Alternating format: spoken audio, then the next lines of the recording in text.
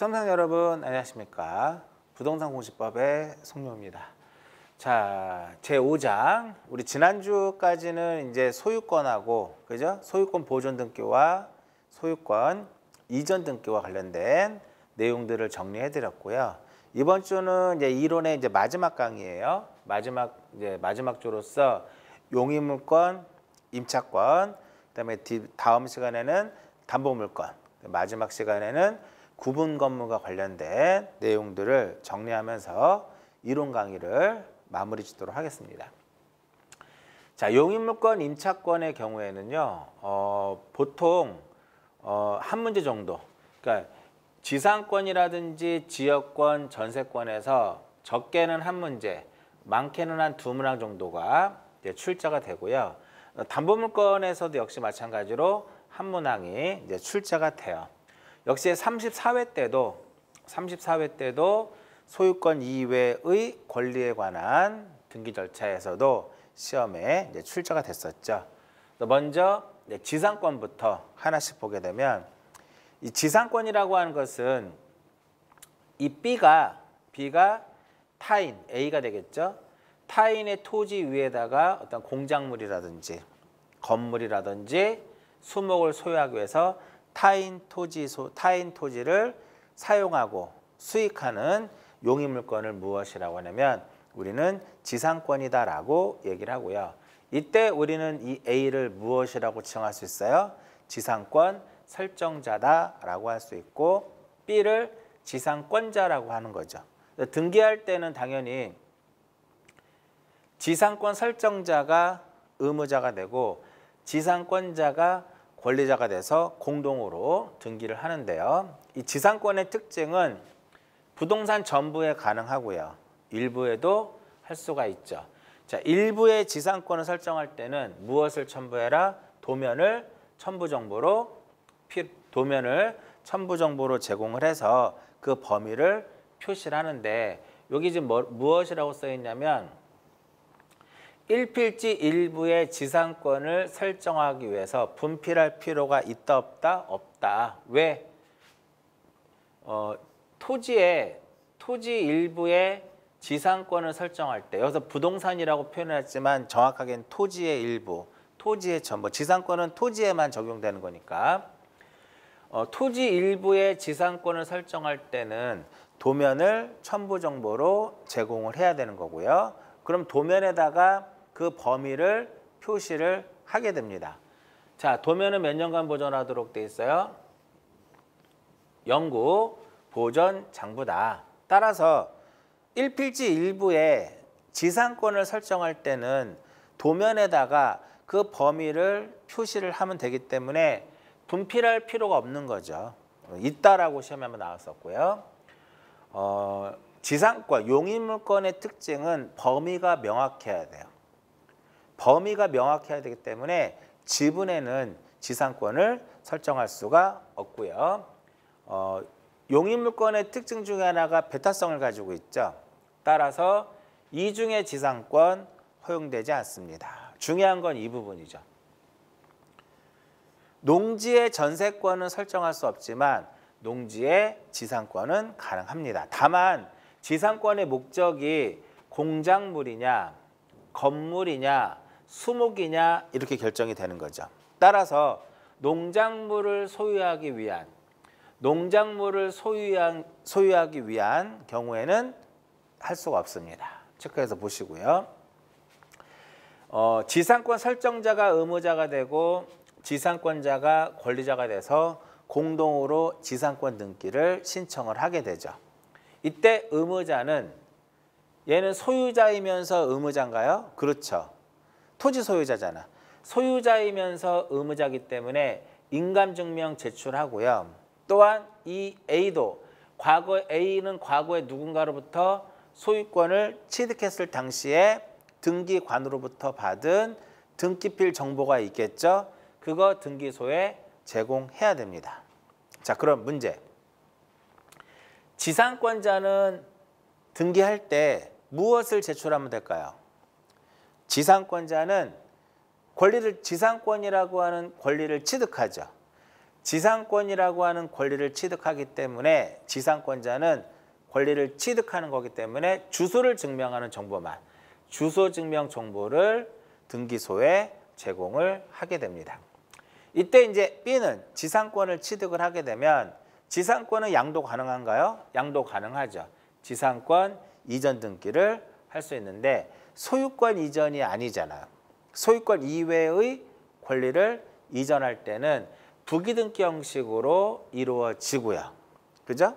이때 그러면 C가 권리자가 되고 양수인 C가 권리자가 되고 지상권자가 의무자가 돼서 지상권을 이전하게 됩니다. 자, 이때 등기필 정보는 제공해야 되겠죠.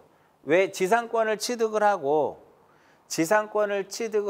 등기관으로부터 받은 등기필 정보는 제공하는데 인감은 제공할 필요가 있다 없다? 지상권 이전 등기할 때는 인감은 제공하지 않아도 됩니다. 왜? 지상권자는 소유자가 아니기 때문에 그렇죠. 지상권은 얼마든지 양도도 되지만 담보 제공도 가능해요. 그러니까 지상권을 목적으로 하는 저당권이죠. 이때는 역시 무엇이 된다? 부기등기 형식으로 이루어지더라 이겁니다. 자, 여기서 중요한 게 하나 나오죠.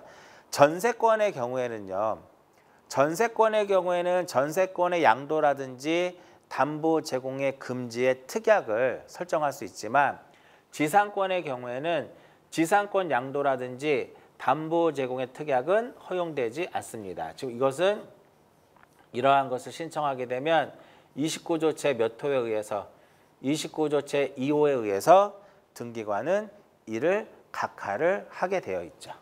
자, 지금 여러분들 화면에서 보이는 모든 내용들이 거의 대부분 시험에 한 번 정도는 다 언급이 됐던 그런 문제고요. 우리 민법에서 지상권을 공부하는데 등기법에서는 지상권의 어떤 세부적인 문제들은 잘 안 나와요. 그러니까 아주 깊은 내용보다는 기본적으로 우리가 지상권의 등기를 어떻게 할 것이냐, 누가 권리자가 되고 누가 의무자가 되고, 그죠? 그리고 어떠한 것들을 첨부할 것이냐, 그 다음에 지상권의 기본적인 개념들, 이러한 것들을 많이 묻고 있는데 지금 여기서는 이것만 빼고 다 나왔어요. 이것만 빼고 시험에 나왔다. 그럼 요거 볼까요? 농지의 지상권 된다요? 농지의 지상권 되죠. 근데 이거 시험에 어떻게 나왔냐면 농지의 지상권을 설정하는 경우는 각하 사유에 해당이 된다라고 시험에 출제가 됐어요. 아니죠. 체크해서 보시고요.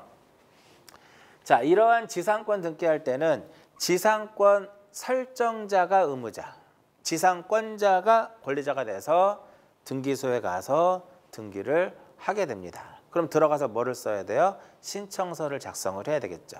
전자신청의 경우에는 신청 정보를 작성하는데 이때 신청 정보에는 반드시 기록해야 될 필요적 사항과 그렇지 않은 임의적 사항이 있는데 지상권 등기할 때는 반드시 목적이 명확해야 돼요. 목적과 그 범위가 필요적 사항입니다. 범위는요, 토지 전부에도 가능하지만 일부에도 가능하죠. 전부일 때도 일부일 때도 반드시 범위 자체를 써야 돼요. 일필지 전부 또는 일필지 일부, 이런 식으로 목적이 명확해야 돼요.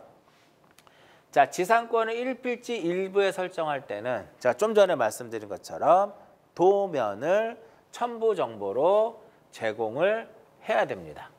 이때 도면은요, 전자문서로 제공하는 거죠. 기억나시나요? 우리가 도면에서 첨부 정보에서 설명해 드렸었잖아. 3장에서. 도면을 제출할 때는 방문 신청을 하던 전자 신청을 하던 전자문서의 형태로 등기소에 제공을 해야 돼요. 근데 자연인하고 비법인 사단 재단의 경우에는 서면으로 제출할 수 있고요. 이때 방문 신청일 때 자연인이라든지 비법인 사단 재단이 대리인이 아닌 자에게 등기 신청을 위임했을 때도 서면으로 제출할 수 있다라는 거 체크해서 보시고요. 목적이 명확해야만 존속기간이 딱 나오는 거죠. 그러니까 여기서 목적은 공작물을 소유할 것이냐, 수목을 소유할 것이냐, 그죠? 그 다음에 건물을 소유할 것이냐. 그렇기 때문에 그것에 따라서 존속기간, 즉 최단 존속기간이 정해지는 거죠. 그래서 공작물의 경우에는 몇 년이에요? 5년이죠. 건물의 경우는 15년이고 수목의 경우는 30년이에요. 물론 건물의 경우에도 아주 견고한 것은 30년으로 볼 수 있는 거죠. 자, 이렇게 목적을 딱 쓰게 되면 최단 기간이 규정이 있기 때문에 존속 기간은 임의적 사항이에요. 그럼 만약에 시험에서 수목 소유면 30년이라면 최단. 근데 신청 정보에 20년으로 기록을 했어요. 자동 30년이 되는 겁니다. 이해하셨죠? 그리고 이 존속 기간의 경우에는요. 불확정 기간으로도 가능합니다. 불확정 기간으로도 가능하다. 철탑이 존속하는 기간 동안 이런 식으로 불확정 기간으로도 가능하기 때문에 지상권의 경우에는요. 100년으로도 할 수 있다는 거예요. 지료는 전세권의 경우에는 전세금 자체가 전세권의 요소예요. 그러나 지료는 지상권의 요소가 아니기 때문에 지료는 임의적 기재 사항입니다. 항상 이 존속기간은 지상권이든 전세권이든 다 임의적이에요. 지료, 임의적 사항이라는 거 꼭 알아두시고. 그러니까 지상권의 요소가 아니에요. 시험에 잘 나옵니다. 이렇게 해서 등기를 하게 되면 이렇게 등기 목적은 지상권 설정, 주등기 형식으로 이루어지는 거고요. 뭐 이런 것들을 읽어보시면 되고 토지의 전부라고 써놨네요. 목적은 건물을 소유한다고 써 있어요. 존속기간은 30년이네요. 원래 우리 건물은 15년인데 뭐 30년으로 해도 상관이 없겠죠. 자, 이렇게 존속기간을 썼으니까 임의적이지만 30년으로 약정을 한 거예요. 그죠? 그다음에 지료가 들어가 있고 지상권자의 성명과 주소와 주민등록번호가 들어갑니다. 지상권. 그러니까 민법에서 공부하는 지상권에 대한 내용들을 일부 끌어온 다음에 등기를 할 때 어떠한 절차에 의해서 우리가 지상권 등기를 할 것이냐 그런 부분만 체크해서 보시면 됩니다. 자, 구분지상권이라는 거 존재하죠. 자, 구분지상권이라고 하는 것은 토지 어떠한 위에 요 지상과 지하에, 그죠? 이렇게 고가도로를 만들 수도 있고 지하철을 이렇게 우리가 지하철을 또 만들 수가 있죠. 자, 이럴 때 이제 하는 것이 바로 뭐냐면 구분지상권인데 일반적인 지상권과 달리 구분지상권은 여기에다 지하에다가 나무 심을 수 없잖아요. 그렇죠? 그래서 구분지상권의 경우에는 수목 소유를 위한 구분지상권은 허용되지 않고요. 그 다음에 우리 좀 전에 지상권을 1필지 1부에 설정할 때 도면을 첨부 정보로 제공한다 그랬죠. 그죠? 그럼 도면에다가 그 범위를 표현할 수 있지만 구분지상권의 경우에는 도면을 첨부하지 않습니다. 왜냐하면 우리나라의 도면을 보게 되면 우리나라 도면은 이렇게 2차원의 개념이에요. 2차원의 개념이더라 이겁니다. 2차원. 그럼 도면에 과연 이 지하철 1호선이라든 범위를 표현할 수 있을까요? 도면에 이것을 표현할 수 없겠죠. 이러한 것 높이 자체를 2차원의 개념에서는 이러한 높이를 표현할 수 없습니다. 그렇죠? 그렇기 때문에 도면을 첨부하지 못합니다. 평면이기 때문에 높이를 표현할 수 없기 때문에 구분지상권에 등기를 할 때는 이 도면을 첨부 정보로 제공하지 않고요. 그다음 이 토지에 만약에 소유권 이외의 권리가 있을 때는 그들의 뭐를 첨부를 해야 되냐면 승낙서를 첨부를 해야 되고요. 1호선, 2호선, 3호선, 4호선 이런 것들이 가능하겠죠. 그래서 이중의 구분지상권이 가능해요. 우리가 좀 전에 이중의 지상권은 허용이 안 되죠. 그러나 이중의 구분지상권은 가능하다라는 거. 그렇죠? 그 다음에 또 하나 요거 하나 볼게요. 이렇게 계층적 건물인 경우에 5층짜리 건물일 때 어떤 한 층을 소유하기 위한 즉 어떠한 특정 계층을 소유하기 위한 특정 계층을 소유하기 위한 구분 지상권은 허용되지 않습니다. 그래서 첫 번째, 두 번째, 세 번째, 네 번째, 다섯 번째 이 5개가 구분 지상권에 있어서 가장 중요한 특징이에요. 자, 구분 지상권은 도면에다가 그 이러한 위치를 표현할 수 없기 때문에 등기부에다가 여기서 표시하는 겁니다. 보시면 범위를 토지의 서북간 어느 지점을 포함해서 수평면을 기준으로 해서 지상 20m부터 40m 사이에 이게 등기부상의 권리자 및 기타 사항란에 그 범위를 명확하게 이러한 범위 자체를 여기다 표현하게 되어 있는 거예요. 이해하셨나요? 자, 여기까지가 구분지상권인데 구분지상권보다는 시험에 지상권이 많이 나오는데 아직까지 구분지상권이 언급이 많이 안 됐기 때문에 이 구분지상권과 관련된 문제들이 시험에 출제될 수 있다라는 거예요. 자, 여기까지가 지상권과 관련된 내용입니다. 일단 지역권을 보게 되면은요, 이 지역권이라고 하는 것은 일정한 목적을 위하여 타인의 토지를 자기 토지에 편익에 이용되는 용의물권을 무엇이라고 하냐면 지역권이라고 하죠. 그러니까 자기 토지의 편익을 위하는 거예요. 본인의 어떤 편익을 위하는 것이 아니라 자기 토지의 편익을 위해서 하는 건데 여기서 이제 일정한 목적이라고 하는 것은 뭐 통행지역권이라든지 뭐 인수지역권, 물을 끌어들이는 뭐 인수지역권이라든지 조망을 위한 관망지역권 이런 것들을 얘기하는 거죠. 자, 지역권의 경우에는요. 역시 토지 전부에 가능하죠. 그 다음에 부동산 일부의 경우에는 승역지는 전부에도 가능하지만 일부에도 가능해요. 역시 도면 첨부하는 거고요. 근데 요역지는 일부에는 요역지는 반드시 전부여야 한다 이겁니다. 지역권은 용의물권이지만 지상권이라든지 전세권과 달리 배타성이 없어요. 그래서 이중의 지상권이 가능합니다. 지분에는 당연히 안 되고요. 이중의 지상권, 이중의 지역권, 이중의 등기가 허용된다라는 거 굉장히 중요한 부분이 되겠고요.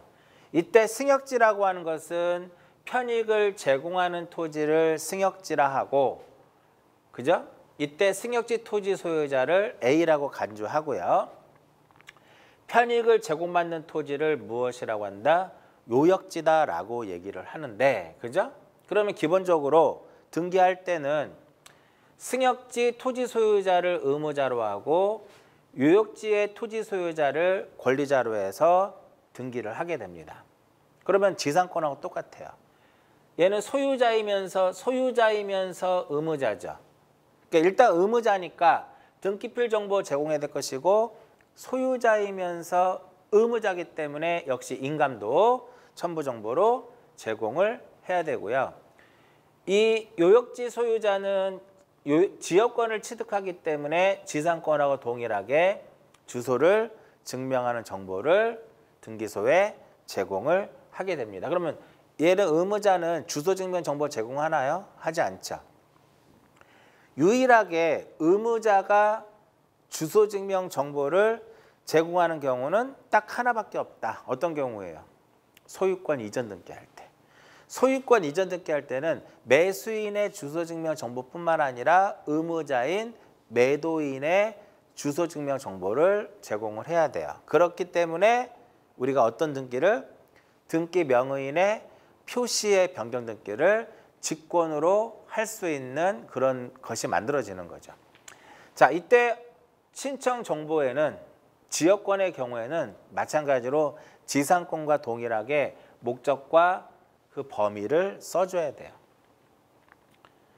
일부일 땐 당연히 무엇을 도면을 첨부 정보로 제공하는 것이다. 그래서 지역권 등기할 때는 이 목적과 범위가 반드시 기록될 사항이다라는 거 체크해서 보시고요.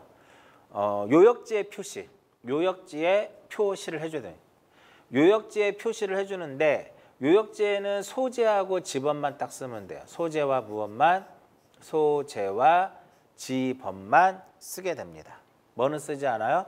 지목 이런 거 쓰지 않습니다.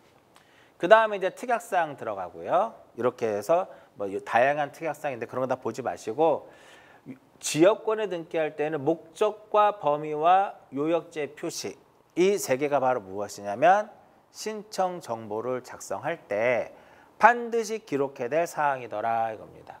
존속기간 읽어보시고요. 자, 이때 지역권에 있어서는요.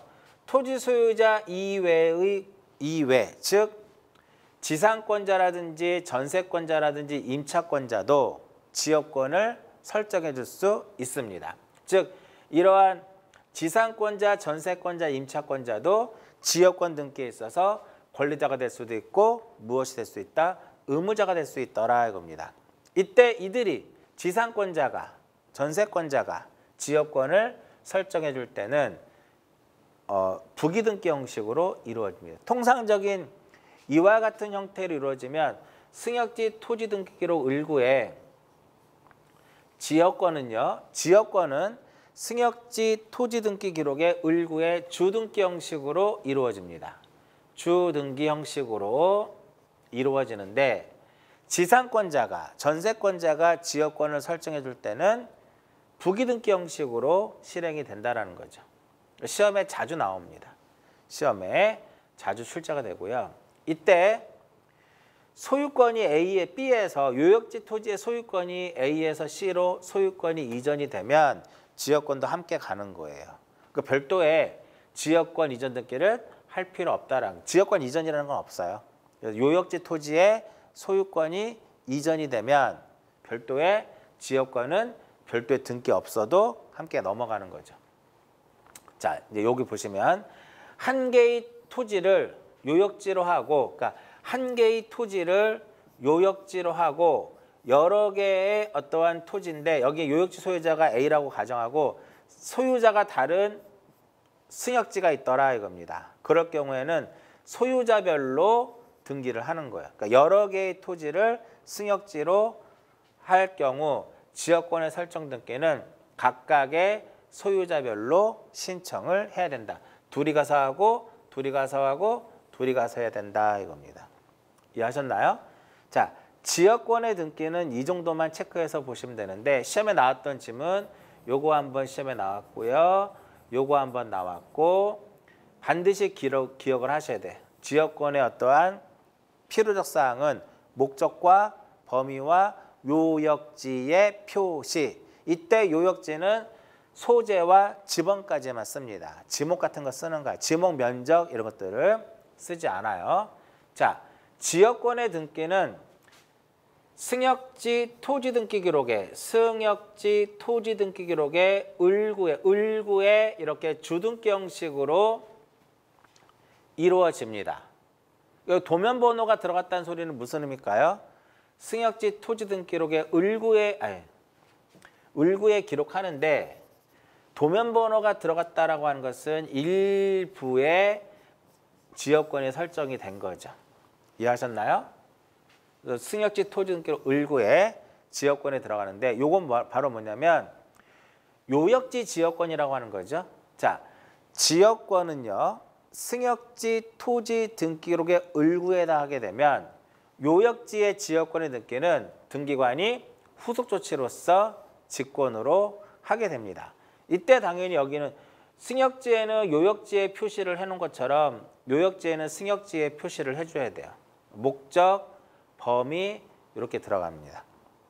여기까지가 지역권과 관련된 내용이고요. 좀 전에 토지 소유자가 아닌 지상권자라든지 전세권자, 임차권자 이들도 지역권을 설정해 줄 수 있다라고 그랬어요. 그럴 때는 부기등기 형식으로 이루어진다라는 거 거기까지.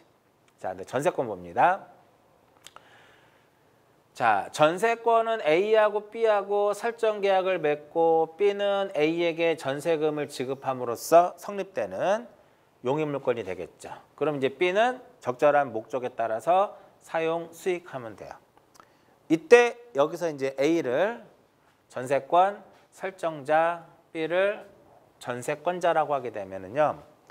지상권하고 전세권은 지료와 전세금의 차이만 있고 농지의 지상권은 가능하지만 농지의 전세권 안 되죠.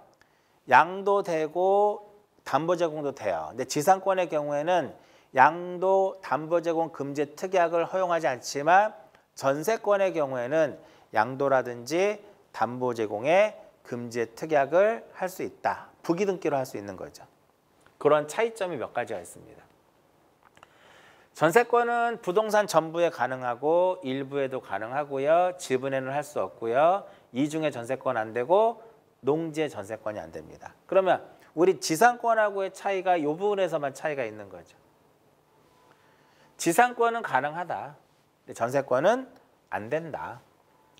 자, 전세권 설정자는 소유자이면서 의무자니까 인감 필요하고 이 A는 역시 과거에 누군가로부터 부동산을 취득했을 때 등기관으로부터 받은 등기빌 정보가 있겠죠. 그거 의무자니까 제공하라는 거고 전세권자 입장에서는 딱 하나만 제공하면 돼요. 그게 바로 무엇이다?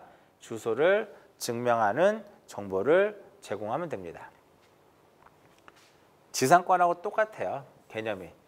전세권 설정자가 의무자가 되고 전세권자가 권리자가 돼서 등기할 때 신청 정보의 내용은 전세권의 경우는요. 목적이 아니에요. 전세금과 범위예요. 전세권의 목적이 아니라 전세금과 범위예요. 전세금 또는 전전세금과 범위가 반드시 기록해야 될 필요록 사항이다 이겁니다. 범위의 경우에는 전부 가능하고 일부 가능하고 이때 뭐를 첨부해라? 역시 똑같아요. 도면을 첨부 정보로 제공을 하는 거고요. 임의적 사항으로는 존속기간 이런 것들. 그다음에 위약금, 배상금 이런 것들이 되겠죠. 양도라든지 담보 제공의 금지에 특약이 있을 경우에는 이를 기록하도록 되어 있더라 이겁니다. 지상권하고 차이점이 이 부분에서 차이점이 발생하는 거고요.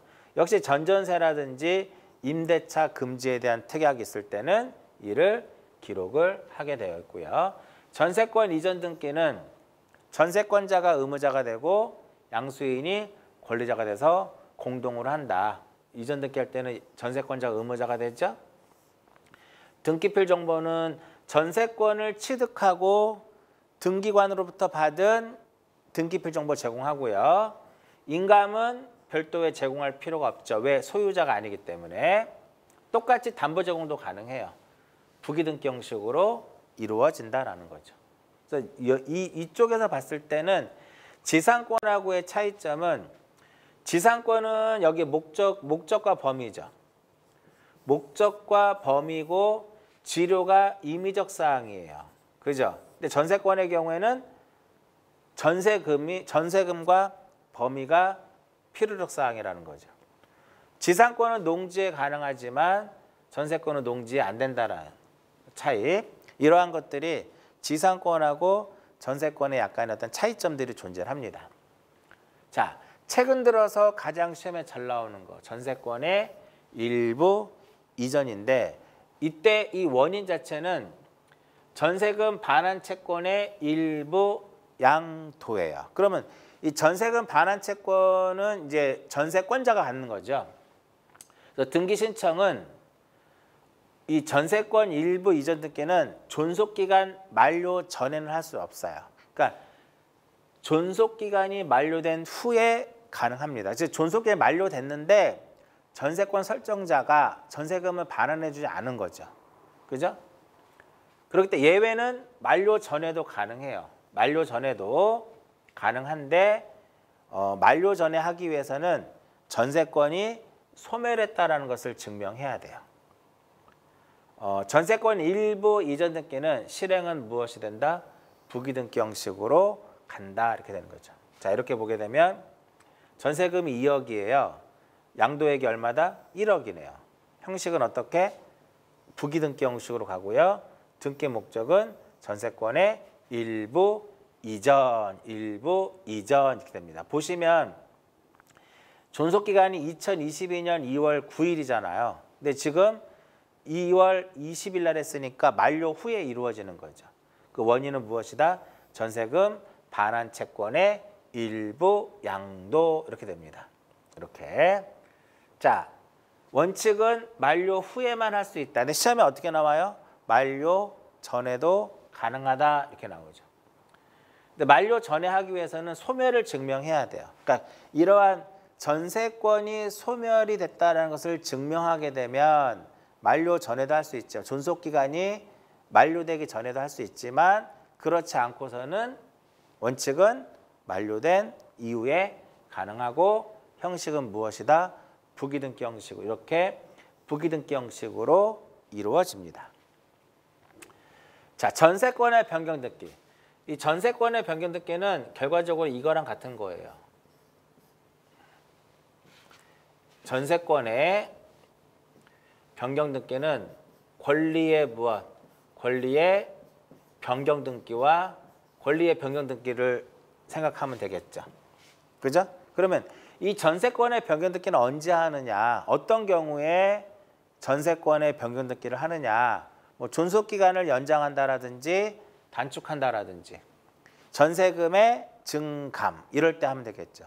그럼 결국은 이 권리의 변경등기, 전세권의 변경등기는 권리의 변경과 같은 개념이 되기 때문에요. 결국은 이 전세권의 변경등기에서 가장 핵심적인 내용은 뭘까요? 주등기로 할 것이냐, 부기등기로 할 것이냐가 가장 핵심이에요.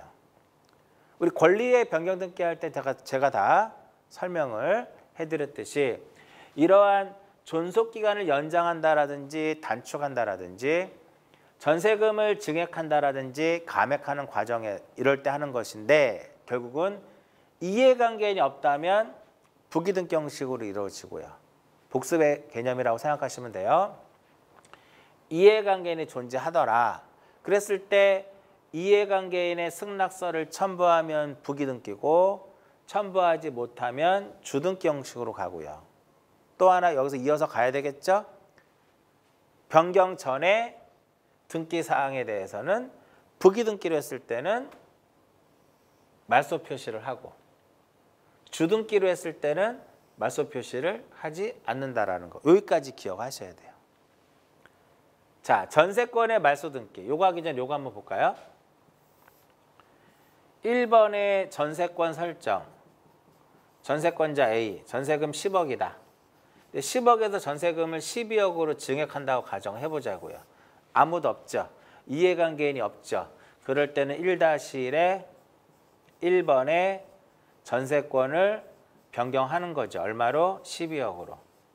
이렇게 부기등기 형식으로 이루어지고 나서 얘를 싹 지웁니다. 이렇게. 말소 표시를 하는 거죠. 그런데 만약에 여기에 2번에 저당권자가 있어요. 저당권 설정, 저당권자 B고 뭐 채권액이 만약에 10억이다. 그럼 10억에서 12억으로 증액할 때 이 저당권자인 B는 형식적으로 손해를 입을 우려가 인정되기 때문에 이 B를 우리는 무엇이란다? 이해관계인이다 라고 얘기를 하죠. 이때 얘가 만약에 승낙서를 써주면 이렇게 가면 돼요. 그 승낙서를 만약에 써주지 않으면 각하를 하는 것이 아니라 주등기 형식으로 가는 거죠. 3번 해가지고 1번의 전세권을 변경합니다. 전세금 얼마로? 전세금 12억으로 변경하되 요 10억을 말소 표시하지 않는다라는 거죠. 굉장히 중요한 내용이에요. 이렇게 해서 변경등기와 관련된 내용 정리가 되고요. 자, 전세권 말소 등기. 전세권 말소 등기는 원칙적으로 공동이죠. 공동. 예외적으로는 공동인데 전세권자가 의무자가 되는 거고요. 전세권자가 의무자가 되고 전세권 설정자가 등기 권리자가 됩니다. 그럼 전세권자는 의무자니까 과거의 권리를 전세권을 취득을 하고 등기관으로부터 받은 등기필 정보를 제공해야 돼요. 근데 인감은 얘는 소유자가 아니죠. 소유자가 아니면서 의무자이기 때문에 인감은 첨부할 필요가 없고요. 이렇게 공동신청을 원칙으로 하지만 예외적으로 단독에 의해서 할 수 있더라 이겁니다. 즉 의무자가 소재불명이 된 거예요. 의무자가 소재불명이 됐다. 그러면 권리자인, 전세권 설정자인 권리자는 권리를 소멸케 하는 재권 판결을 받으면 단독으로 무엇할 수 있다? 전세권 등기를 말소할 수 있다 이겁니다. 이거 갖고는 안 돼요. 과거에는 됐었죠. 전세금 반환 증서. 전세금 반환 증서를 통해서는 말소 등기할 수 있다 없다? 없다라는 거. 그러면 여기까지가 전세권이거든요. 여러분들이 우리가 앞에서 쭉 우리가 등기에 대한 내용을 정리하면서 이러한 내용들 다 한 번씩 우리가 하고 왔었잖아요. 그렇죠? 그래서 이 전세권 등기도 마찬가지로 전세권도 마찬가지로 민법에서 물권법에서 전세권에 대한 기본 개념을 정리하면서 등기 쪽에 와서는 아주 기초적인 개념에다가 등기를 어떻게 할 것이냐 이런 부분들만 정리하시면 될 것 같습니다. 자, 그다음에 임차권. 임차권은 등기가 이제 대항요건으로서 등기를 하는 거고요. 임차권 설정자가 의무자가 되고 임차권자가 권리자가 돼서 공동으로 등기를 하게 돼요. 이전 가능하고요. 임차권 이전이니까 당연히 소유권 이외의 권리를 이전하는 거기 때문에 부기등기 형식으로 가는 거고요. 이렇게 임차권 이전할 때는 임대인의 동의가 있어야 되겠고요. 자, 임차권은 전부 가능하고 일부 가능하지만 역시 지분에는 설정할 수 없고 이중의 등기도 역시 허용되지 않습니다. 이 부분만 체크하면 돼요.